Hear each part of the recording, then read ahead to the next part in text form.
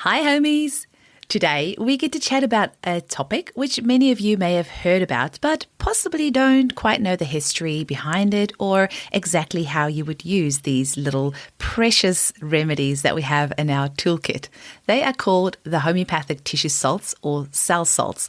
And here in Australia, you've probably seen them in most health shops or even pharmacies branded under the name Schussler. Now, today we have the amazing Karen Allen, who is going to be chatting with us about the cell salts. Now, Karen changed careers to become a homeopath after seeing remarkable response in an illness for one of her children. Now, as a clinician with 27 years of experience, her focus of interest is in reproductive and endocrine health issues, especially those that impact fertility. Karen's teaching is known for her engaging style and case-based material, and I have done several of her courses, and man, she is an incredible educator and remarkable storyteller. She presents at alternative medicine and homeopathic conferences around the world, and she has previously served as adjunct faculty at Bastyr University's homeopathy department. She has been president of the Council for Homeopathic Certification and educator director for Homeopaths Without Borders. She currently sits on the National Biofield Committee for the Integrative Health Policy Consortium, and she is the director of Trinity Health Hub, an online resource for education, mentoring, connection, and advocacy for homeopaths and those who use homeopathy. And they have got some exciting developments happening in the very near future. So absolutely keep an eye on their website, trinityhealthhub.com. So I really hope that you enjoy this episode with Karen. I even learned a few things about the tissue salts that I didn't know. So I'm sure you're going to love this. And make sure that you check out her website. Thanks for listening. Welcome to the Homeopathy Hangout podcast, where we discuss all things homeopathy from around the world. And now, your host, Eugenie Kruger. Hello, homies, and a very warm welcome to Homeopathy Hangout. Today, we get to speak with homeopath and educator Karen Allen, all the way from the USA. Welcome, Karen. Thank you, Eugenie. I'm glad to be here. Thanks for doing this podcast. It's such a pleasure, and I can't believe my luck to have you on here today. You are a wonderful educator. I've done several of your courses. I absolutely love Trinity Health Hub, and maybe we can squeeze a little bit of that in right at the end as well for the homeopaths listening to this. But today, we get to chat about cell salts or tissue salts, as we more commonly know them here in Australia. And I am really excited for you to tell our listeners a little bit about it, because it is something that I get asked about a lot. Here in Australia, we get the tissue salts in most of the health shops, in some pharmacies, usually under the Schussler brand name. I don't know what you guys use over there. But I am passionate about them because they're so easy to use. You can even use them on your plants and, of course, your pets. So I wonder, can you maybe tell our listeners a little bit about what the cell salts or the tissue salts are? Oh, absolutely. I'm so glad to hear that you use them. And I love you mentioning for pets and for plants, because they are so useful in so many ways. So let's dive right in. Let's start a long time ago in 1843. And Samuel Hahnemann, the founder of homeopathy, at that time was living in Paris in his last days. And he passed away in 1843. And about that same time, there was in Germany a court scribe named Wilhelm Schussler. And Schussler, more than anything, wanted to be a physician. And he was a really bright guy, but he didn't come from a wealthy family, and there was no money for school. So he learned a lot of different languages. Like Hahnemann, he spoke and read and translated 6 different languages. And that's how he made his living. And he saved money. And during about a decade where he was working and saving up his money so that he could go to school, he got in trouble several times for actually trying to be a physician, or pretending he was a physician and trying to help people. And he got his knuckles rapped a few times. And eventually, in 1852, he made it to Paris. And he began to study medicine there. He was 31 years old by then. And he learned homeopathy along with all the other medical sciences because homeopathy was big news in Paris after Hahnemann had been there. And he went on to study more in Berlin and in Prague. And just as he was going to graduate from medical school, they realized he had never done an undergraduate college education. And that was a problem because you weren't supposed to get into medical school until you already had your undergraduate degree. So his graduation got postponed while he had to go take exams and prove that he knew the basic knowledge of an undergraduate degree. But finally, by 1858, he had a degree and he went back to Oldenburg, where he had been a court scribe, and he began to practice as a physician. And honestly, he found it tough. He found it frustrating that there were so many different medicines to try to learn and to try to use. And he had some amazing successes, and he had some not so good outcomes. And he began looking for something that made more sense to him, where he could very reliably help his patients. So by the 1870s, he was really casting about for other possibilities. Okay, so we started in 1843, and now we've gone through his education. Some time has gone on. We're going to kind of step aside, and we're going to leave Schussler sitting where he is, frustrated in his office in Oldenburg. And we're going to look at what was happening in Germany. You know, Schussler is the one who's got his name on the bottle of cell salts. But this really grew out of a much bigger and much richer field than just one guy's idea. So at this time, Germany was absolutely the center of emerging science, and cell biology was beginning to emerge. And if you remember from your biology classes in grade school or high school or university, in the 1600s, Hooke and Leeuwenhoek had identified cork cells. They could see that there were these little pieces that seemed to be all stuck together in a piece of cork. But it took a couple hundred more years until 1838, when a German scientist, Theodor Schwann, looked at tadpole cells and yeast cells, and he began to really understand and define cell theory. Now, building on that was an incredibly eminent physician and researcher that is now known as the father of modern pathology. His name is Rudolf Virchow. He was born in Poland, and he worked mostly in Germany.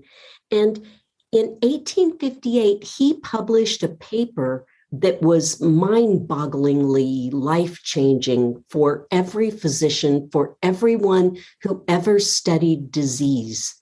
And he had come to the conclusion that cells can only arise from other existing cells. They don't show up out of nowhere. And this was given the idea at the time that came to us from Greece about the different humors, and that disease was a mysterious thing that could happen in fog. And there was fog. just a lot, absolutely. There were a lot of ideas that were basically naive innocence and ignorance. And so he published this paper that said disease is not something personal and special, but only a manifestation of life under modified conditions. And it operates according to the same laws as apply to the living body at all times, which means that you can't get sick from fog. So he proposed that the whole body is actually a cell state in which every individual little cell is a citizen. Wow. And he said, disease is merely the conflict of the citizens of the state brought about by the action of external forces. He was an amazing guy. And I'd really, if any of you who are listening are interested, go Google and read about him. He was a spunky man. At one point, there was a nobleman who felt insulted by him and challenged Virchow to a duel. And when he showed up to actually, say, are we doing guns or swords? Virchow put a plate on the table in front of him that had two big German sausages. And he said, one of these sausages is pure and healthy, and the other one has been impregnated with very serious botulinum toxins. Oh, wow. And so you pick which sausage you would like to eat, and I'll eat the other one. This is my weapon of choice. Wow. And the fellow that had challenged him to a duel decided that he would accept an apology, and all ended well. No one ate the sausages. It's very but wise. He was a gutsy guy. And he had an amazing ability to inspire ideas of change in others. Okay, so this was in the 1850s, late 1850s, and he's giving us this idea that our bodies are made of cells and that disease just happens when cells aren't acting properly. It's hard for us now to even imagine how outrageous those ideas were at the time. But, now we take them for granted. Absolutely. Okay, so there's also in Germany, another physician who was actually a Dutch fellow. His name was Jacob Moleschott. And he proposed that emotions and thoughts had a physiological basis.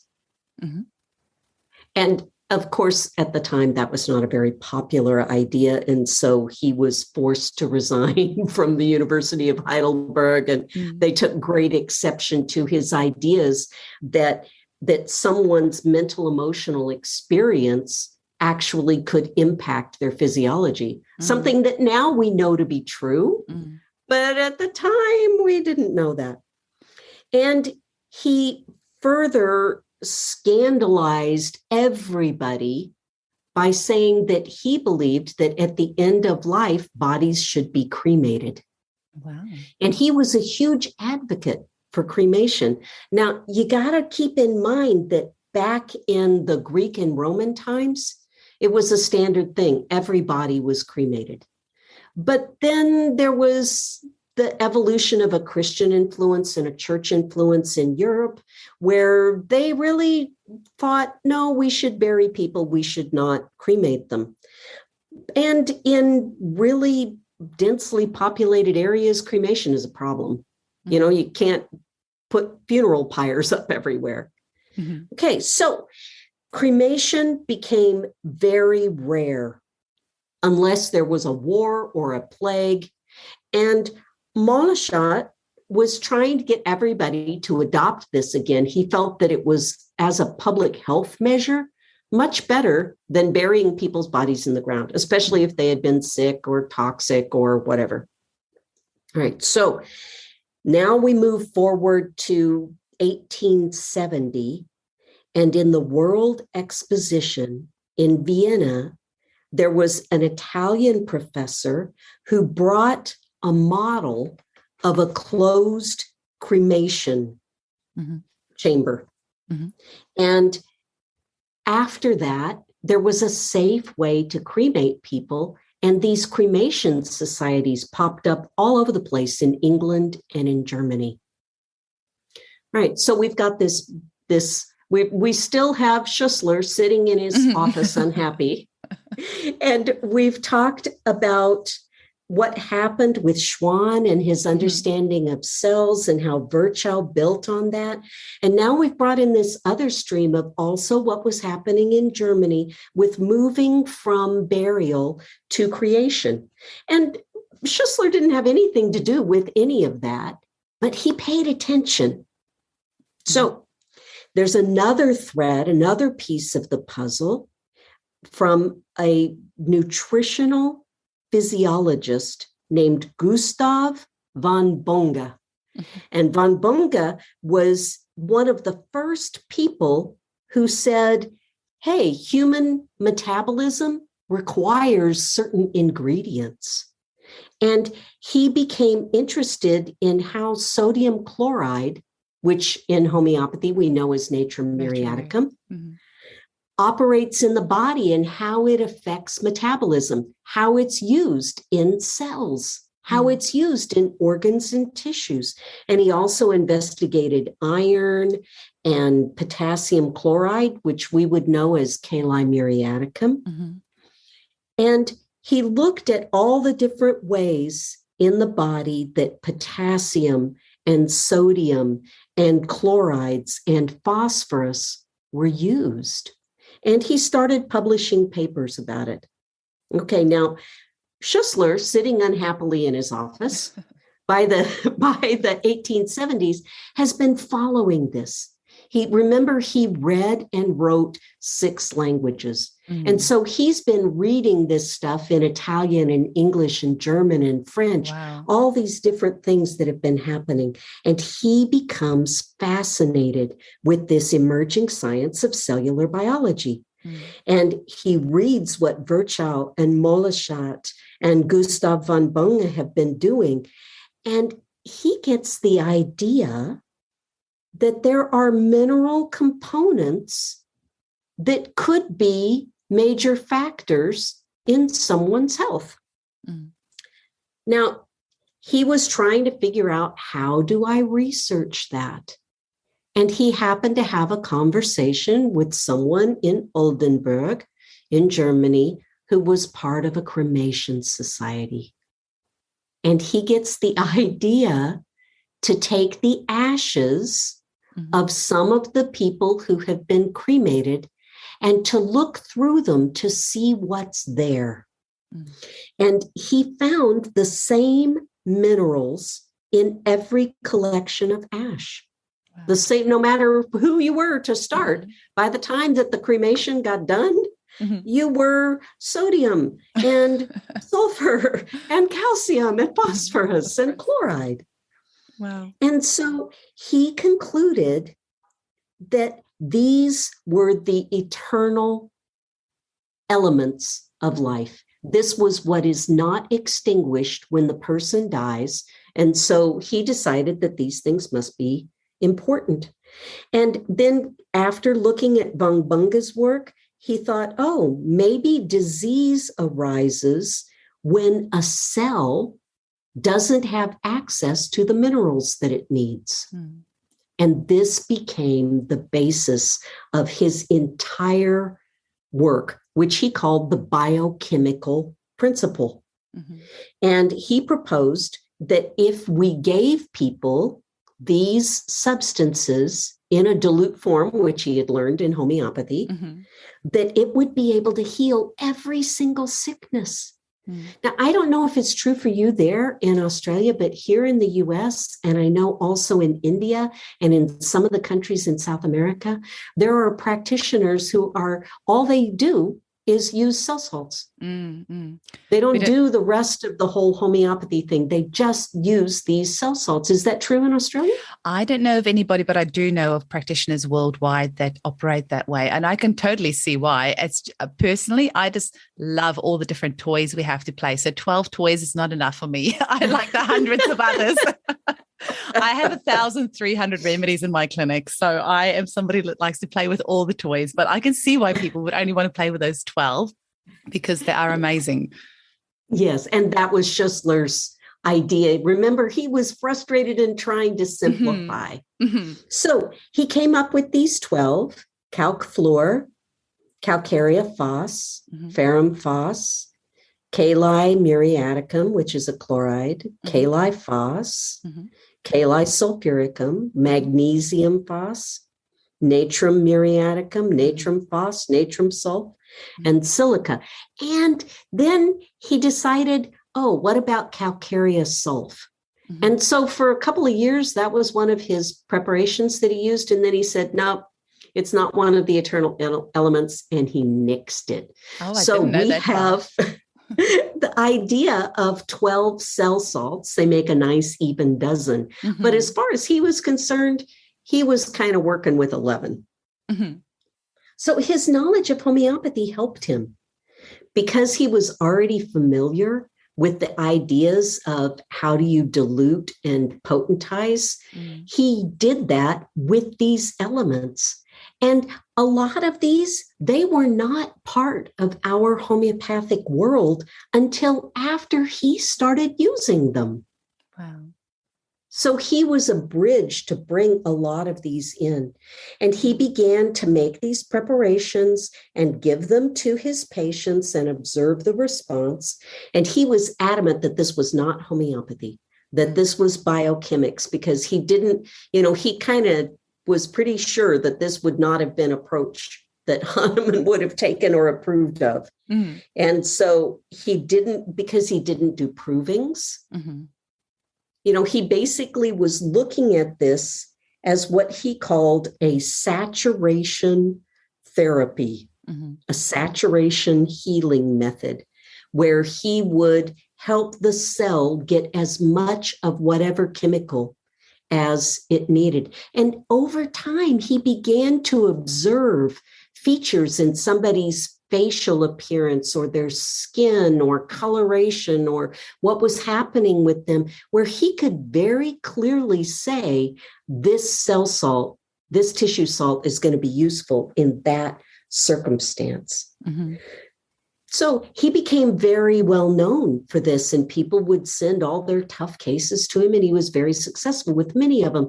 And think about it. I mean, we're talking about what's happening in the 1870s and 1880s, and nutrition at that point in Europe in the winter was sort of cabbage and meat.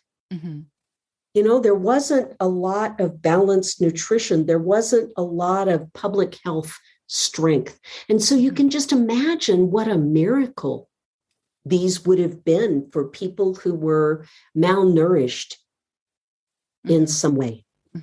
Absolutely. So he made this amazing contribution to homeopathy because all these things came into our materia medica, and then people did provings of them, and we learned more things about them. And then in 1880, he was solid enough about this to write a book. And he wrote this book called 12 Tissue Remedies with this satiation healing method. And in Europe, the homeopathic community hated it. They were cranky. But in the US, it was embraced very fully. Constantine Herring, who opened the first school in the United States and was from Germany, translated Schussler's German book into English and gave it a huge recommendation. Now, keep in mind that Constantine Herring was the first person in homeopathy to pioneer X-potency remedies. I didn't know Hahnemann that. always used C potencies, which means that there was a 1 to 100 dilution. And Schussler didn't really have potency worked out. He just worked with dilutions, but it wasn't an exact thing like a 1 to 10. And so Herring was the one who actually standardized this. So he said the idea that this biochemic method is based on a physical fact of both the structure and vitality of the organs of the body that are dependent on certain necessary quantities and arrangements of inorganic chemistry, and that those remain after the combustion of the tissues in its ashes We're able to see the entire cycle. So he taught this in his school and anywhere else that he went, and he wrote articles about it, and he helped to standardize the 6x potency that tissue salts are now sold in. That's so interesting. So that wasn't actually Schussler that decided on the 6x potency. He just did it more haphazardly. Very interesting. Yeah. I didn't know that part. So eventually, this spread to everywhere that homeopathy had spread, and also began to be used in as an adjunct for other practitioners, like a massage therapist who uses calc phos and calc fluor and doesn't know anything about homeopathy, but helps people with joint pain. It began to be something that had its own viable life apart from its origins, and just spread all over the place. Now, Hahnemann died prior to all of this understanding of cellular nutrition. He never had a chance to weigh in on any of this. But I think that if he were seeing it now, he would be looking at the data and saying, there is a benefit to this. And people are able to use these to relieve pain and suffering. Absolutely. So as practitioners, we want to have flexibility to work at the level of a cell or a tissue or an organ or a body system or an acute complaint or a chronic complaint or a family line. We want to have flexibility for all of those things. And I think that tissue salts, whether you're somebody doing self-care at home or whether you're a practitioner working with your population base, these are an important part of tools in your toolkit. Absolutely. I have a few questions for you, Karen, which I know that our listeners are going to be thinking about. And in my group of mums, I know this is some of the questions that will be coming up. And do you happen to know when the combination tissue salts started? And what are your thoughts about using the combinations versus the single tissue salts or cell salts? Oh, that's very interesting. I'm glad you asked that. Okay, the combinations were developed later. And this had to do with work in the 1940s and 50s. That was there was a growth at that time of low potency combinations that were strategically targeted for a particular thing. So with the biochemics, one of the combinations is commonly known as bioplasma, and it contains all 12, even the forbidden calc sulf. Now, there are some people who say that's a stupid idea and we don't use those because some of those remedies don't really get along. And they could be canceling out their influence. And this is, Eugenie, this is one of the interesting things. When we put marbles into a jar, each one keeps its marbleness. But when we put drips of blue and pink and green and yellow and orange paint into a jar, it becomes kind of baby poop brown. Yeah, putting it nicely. And we don't actually know when we put remedies together, whether they're marbles or whether they're paint. We don't know. And so the only way that we can tell that is by using the product and seeing, does it work? So some people have great results from bioplasma. You talked earlier about the Trinity Health Hub, which is an organization. One of the things that I love about the hub is that a quarter of the subscriber fees go back into the community in service. And there are several different categories. The most recent thing that we did was purchase $1,000 of bioplasma for our colleagues in Haiti for Homeopaths Without Borders. And they have so many issues with nutrition. And after the most recent earthquake and then a hurricane and food shortages and gas shortages, there's a continual on the edge of malnutrition that happens there. And so I just got an email from one of the colleagues, the doctors there, who's using homeopathy and running some of the clinics for the community homeopaths to work with people. And he said, you can't believe how priceless this is. So, in cases, for example, of failure to thrive with a baby, or somebody who's maybe undergoing some kind of cancer therapy, and they're just in any situation where they're having a hard time metabolizing nutrients, bioplasma can be a huge lifesaver for them. I absolutely agree. And then another combination that I commonly use actually is called BioPhos. And it's just the 3 calc phos, ferrum phos, K-Life phos, well, I guess 4, and mag phos and nat phos 5. So it just has all of the phosphoruses, phosphori. I don't know what the plural of that would be. Let's go with phosphori. All of those salts in there.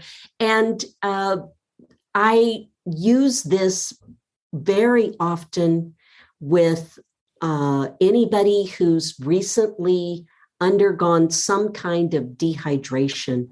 It's great for moms that are nursing babies and having a hard time keeping up enough fluids, or for athletes who do really rigorous marathons to put into their water.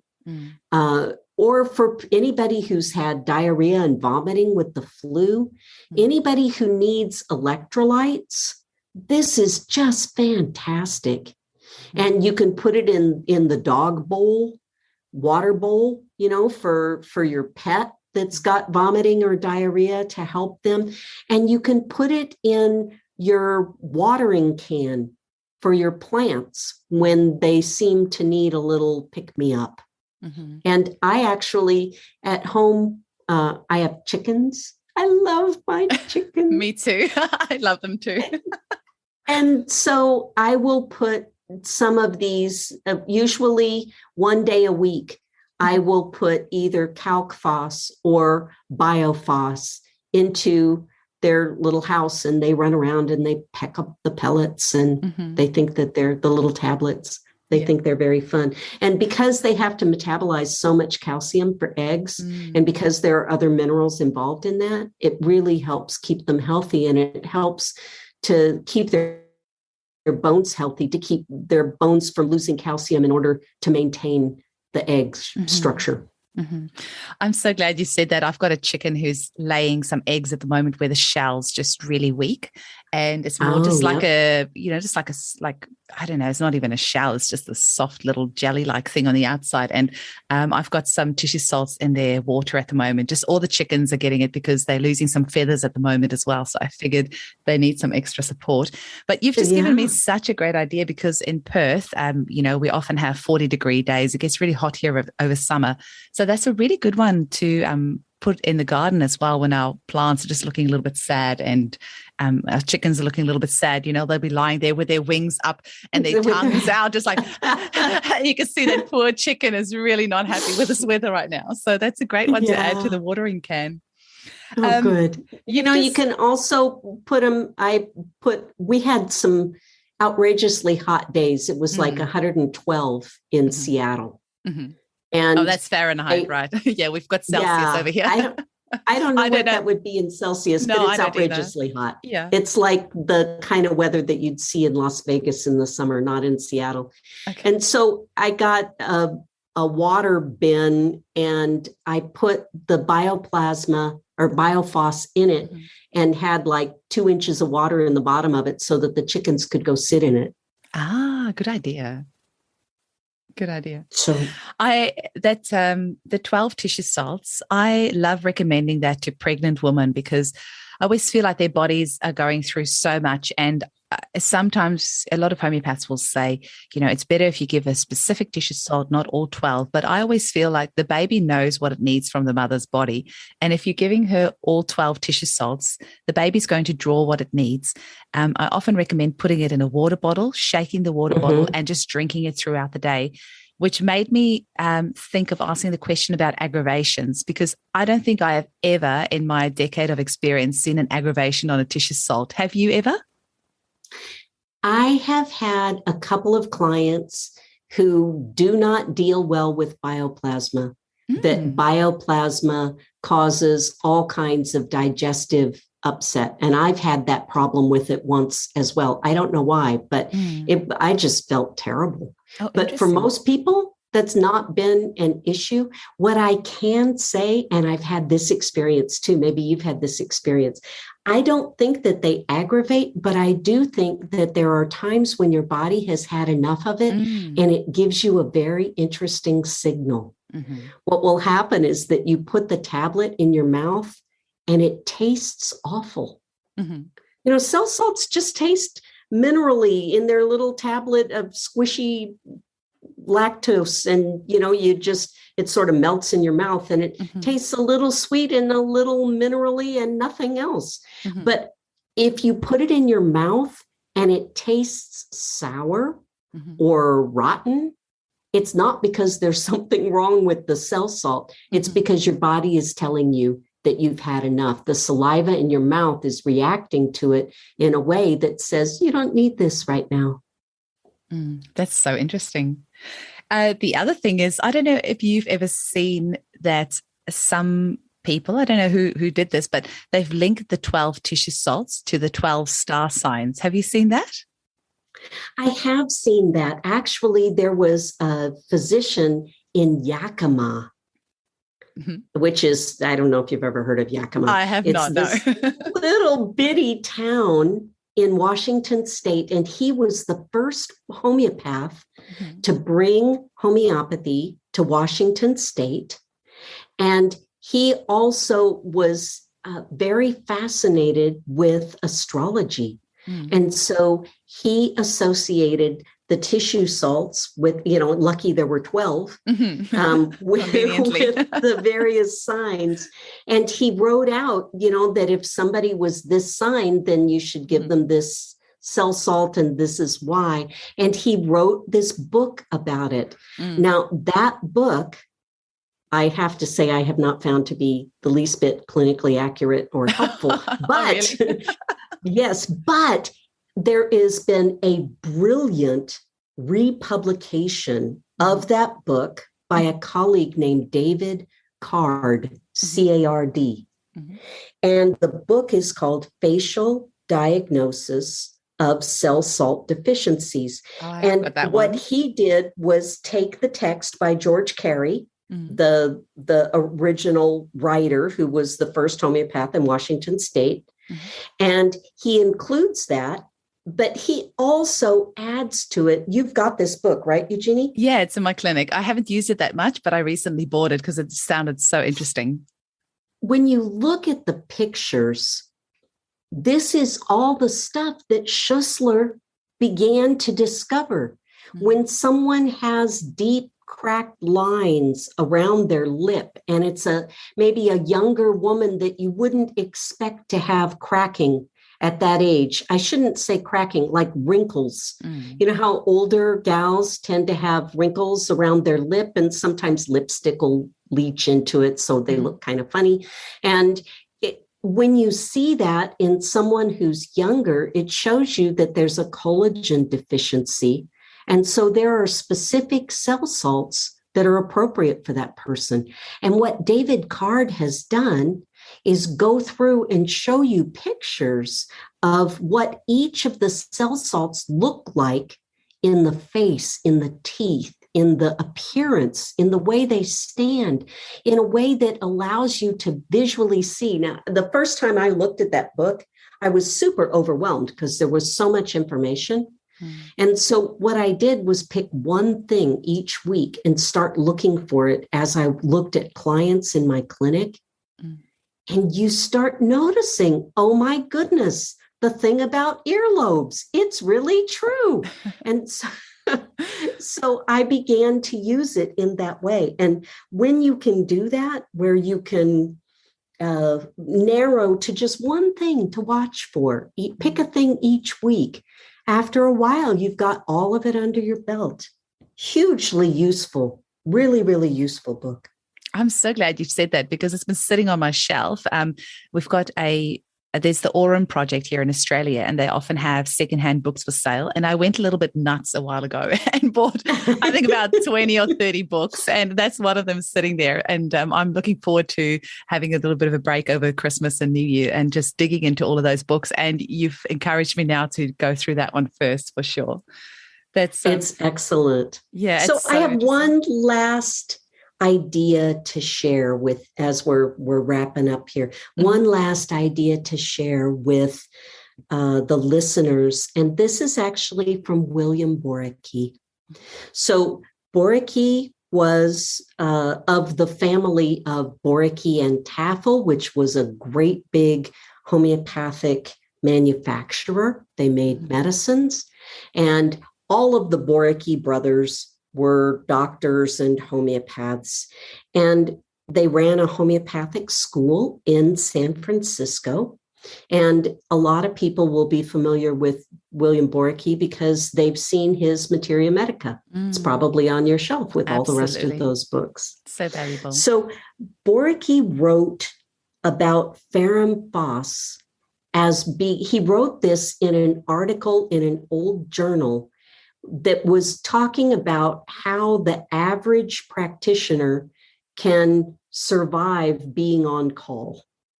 Because sometimes when a lot of people are sick, it gets very, very busy. So all the practitioners that are listening, you know what I mean. There are times where it's 9 o'clock at night and you're still returning calls and there's still people you haven't called back. So what he said was that ferrum phos is the practitioner's ally, particularly in a 4x potency. He didn't use it in 6x. He said it's better in 4x. And he made sure that every family in his practice had a bottle of ferrum phos 4x. And he taught the mamas, if you look at your child and you see he's getting sick, she's getting sick. And a lot of times as a mama, it's part of your intuition. It might not be really clear yet, but you know they're not acting normal. They're not eating normally. There's something wrong, even if it's not obviously a fever or a stomach bug or a something. You just know that it's right at the beginning of a sniffle, right at the beginning of a fever. Your little kiddo comes in and says, Mama, I don't feel good. He directed the mamas, whenever they saw one of their children beginning to get sick with anything, to put 1 tablet of the ferrum phos in a little quarter cup of hot water, not boiling, but hot enough that it would be comfortable for a child to drink like a hot cup of tea. Just a quarter cup with 1 little tablet. And he would have the child drink this every 15 minutes for 2 hours. And usually they would pop back up and just be fine. Or they might fall asleep and take a nap and then pop back up and just be fine. And he said that this helps, if you think about the role of ferrum phos as a remedy, as something that deals with an initial inflammatory response in the body. Boricke believed that this would fight off pretty much any initial onset of illness. And if you followed this with good food and good sleep and some rest, that the body would be able to put itself right. And so this is something that I do in my practice. I make sure that every client has this, and it's one of the first things that I teach my clients. And there are a couple of other cell salts that also do very well when given in hot water. Magphos is used in that way, and calcphos is used in that way. So I've never seen anybody write about doing it with any of the others, and I haven't tried that. But ferrum phos for sure. Mag phos in hot water for somebody who's got menstrual cramps can do amazing things. So have you tried that? Have you tried the ferrum phosphorex? I didn't even know you could get it in a 4X. So I'm going to be calling some pharmacies around here and see if I can get it in a 4X. The potency thing always fascinates me, because we also have this theory about 6X balancing and 9X stimulating. And that theory about like you use it's based on the French style of posology. Yeah.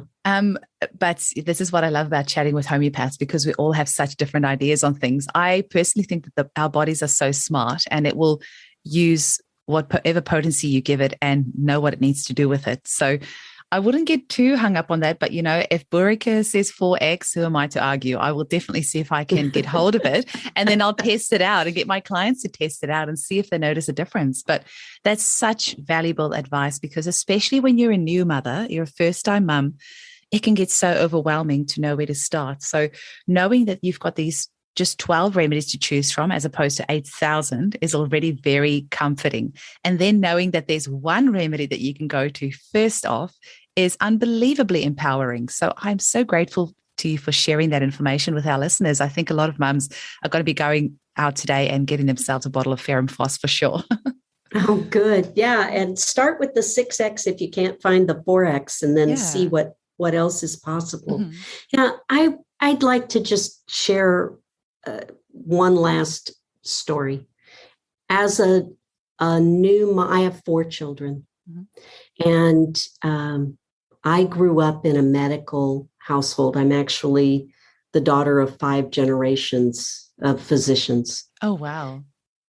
Who thought that homeopathy was ridiculous, to put it bluntly. And so I found homeopathy when I had a sick child that wasn't getting better in conventional medicine, and someone brought me a book.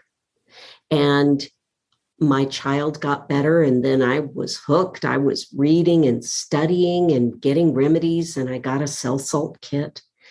And for me, the level of empowerment, I don't know if you've had this, Eugenie, people who, I've had other people who have reported this to me also, but my experience was that on a Friday afternoon at 4:00, I could look at one of my kids and I could see, I think something's not right there. And I would feel afraid. Is she going to have a fever? Is she going to have something wrong? And am I going to be in urgent care or in the ER at midnight? Which no mama ever wants to do. No. And I felt on a, it wasn't something that I actively worried about, but if something happened on a Friday afternoon, I felt helpless. I didn't know about all the self-care stuff because I grew up in this medical family where you just do whatever the doctor says and you don't really think for yourself. And that was what I was taught. And so for me to have these books and these kits where I knew that I couldn't solve everything, but simple things like a fever, like a sore throat, like somebody who's lying barfy on the bathroom floor, like a twisted ankle, like somebody got burned with a little bit of hot water. All of these things were things that were easy. And it gave me confidence in the body's ability to heal. And it relieved those moments of, oh, it's Friday at 4:00. What am I going to do? And I am so thankful for that. So if there are any of you that are listening that are going through that, man, oh man, are these wonderful tools for you to have in your pocket and to learn how to use them. And what I did was take my notes and I taped them inside the bathroom cabinet door. So Great that, like idea. the thing about ferrum phos, because when you're in there with your child who's throwing up in your lap, you can't really get up and go find your book. And so I made all these cheat notes and I taped them inside the bathroom mirror door. And it made my life so much easier. And now here we are 26 years later. I retrained, I changed careers, and I still feel grateful for those moments when I have that ally, that little vial that's like my friend, that's going to help me, that's going to help my client, that's going to help my child. It's such an incredible feeling. And at the end of the day, they cost almost nothing. In Australia, it's between sort of $9 and $16 for a bottle of tissue salts. Time that by 12, plus maybe another $10 for a book. And you have got such incredible peace of mind right there. It doesn't matter if it's 2 a.m. on a Saturday morning or, any time of the day. There are your 12 little buddies sitting right there. You've got your book and you have got something on hand that can help your child straight away. And if you're living in a remote area or somewhere where you may not be able to access medical services quickly, it's so great to have on hand. Even if you do end up having to go to seek medical advice, you can always use those remedies on the way. So you've got something to help that person on the way. So I am completely on board with you there. Homeopathy has made me feel so empowered as a mother, and I am so grateful to it as well. Now, Karen, we always finish off the episode with our guests giving us their 3 favorite homeopathic remedies and why. But I think for you, we should limit it to the 12 tissue salts. which are your personal top 3 tissue salts and why? Okay. The first one would be ferrum phos, just because of all the reasons we talked about. I've just seen it bring so much relief so many times. The second one is Calcarea florica.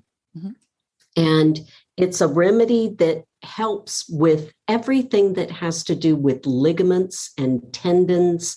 And it is so good at helping to relieve pain like plantar fasciitis, where somebody, they get out of bed in the morning and they stand on their foot and the sole of their foot hurts. It just is such a good ally for anybody recovering from a physical injury. And, they sprained their back or they whatever. So that's probably the second one. And then the third one would be Kali phos. I love this remedy so much. People can think of it as a battery charger. There's times when our batteries are just flat, when we just have run out of steam. Maybe we got very depleted. Maybe we just made it through exams and now our brain is mush. Maybe we just had a baby and our whole body feels like mush. Maybe, whatever it is that's going on. Maybe there was a great big exertion, or we had a flu and we got really dehydrated. And after that, we just are in, we're cotton-headed. We just got no brain left and no energy. And Kali phos is this beautiful, gentle recharger for our batteries. And so using the approach that you talked about earlier, Eugenie, where you just put it in a bottle of water and shake it and sip on it, and you do that over a couple of days, it just really helps your body reinvigorate itself. And this is a really standard thing for all of my clients who are going through graduate school, or they're in college, or they're taking their CPA exam tests, or whatever it is that they're doing. I have them take this during the times that they're studying. And, in the homeopathic literature, we'll see references to brain fag. And this is where somebody's brain is it's just out of gas. And Kali phos is so wonderful for rebuilding that. with the 12 tissue salts that align with the 12 star signs, Califos is actually my remedy, being an Aries. And us Aries, we can get a bit full on sometimes. And Califos is really good for calming the nervous system. So believe me, I live on well, we say Califos. I live on Califos. And just for the mamas, we're recording this mid-December. For those of you heading to the shopping malls with all the overwhelm of the sounds and the lights and kids screaming and all that, put your Califos in your handbag, give everyone a dose, all the kids, all the parents, everyone going to the shopping centers, take your Califos just to calm the nervous system. And I was going to add, when you said the calc fluor, I love calc fluor. I found it so good with dental enamel. My dental enamel isn't that great, and I found calc fluor amazing for that. It's a tissue salt that helps to make tissues that are too soft hard and ones that are too hard soft. And I just wanted to quickly ramble off, because you never know who's listening to this that might find it helpful. But hemorrhoids after pregnancy is something that doesn't get talked about much, but calc fluor is great for that. Also for hernias, the little umbilical hernias that babies can sometimes get, any sort of hernias, stretch marks, skin tags. I have had skin tags fall off after calc fluor within a week of taking it. And the other thing is actually tight foreskins on little boys. Calc fluor is really good for loosening that up. Sometimes the little boys end up going for a medical circumcision just to loosen that. But calc fluor can actually be really helpful if it's used early enough and for a long enough duration. So I just want to throw a couple of that in there as well. Those are all great suggestions. It's also used to help break down bone spurs.